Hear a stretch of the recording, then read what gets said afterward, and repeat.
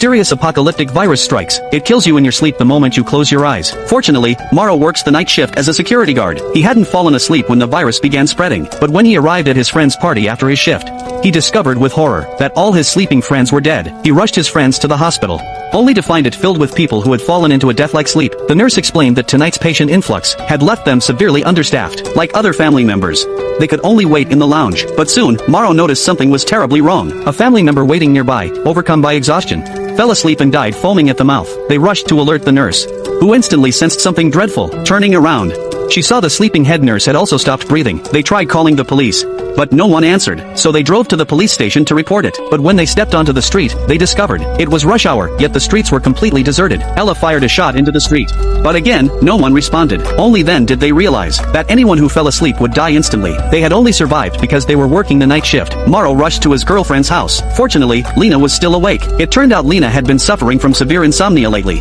which was why she had managed to avoid the disaster. They explained the situation to Lena. The town had been infected by an unknown virus. Anyone who fell asleep would die instantly. Therefore, they absolutely could not sleep now. To stay awake, they returned to the hospital and took stimulants used by the Air Force, which could keep them awake for over 3 days. Suddenly, agonized cries came from the ward. To their astonishment, they discovered an elderly woman unaffected by the virus. It turned out she was a terminal cancer patient. The constant pain made sleep impossible. She had called all night, but no nurse came. Upon learning what had happened in the town, the old woman felt even more despair. This meant all her loved ones were gone, so she made a decision to take her pain medication and sleep. She asked the nurses to analyze the virus's cause. Perhaps it could help the group survive. As the old woman entered the scanner, she began to drift into sleep. Ella observed her brain scan and noticed a beta wave spike just before her heart stopped beating. This meant her true cause of death was dreaming. Could it be that everyone had been killed by their dreams?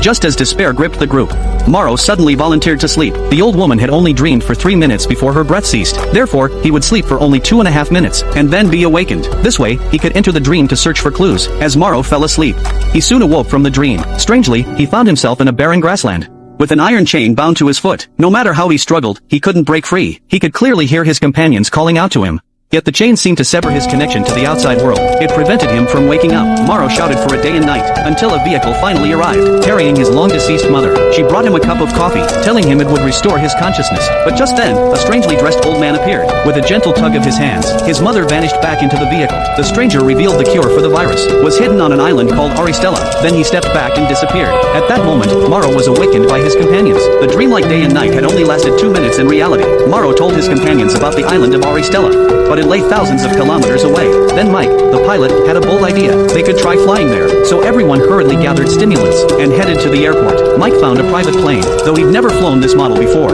He soon managed a smooth takeoff. The flight proved tediously monotonous.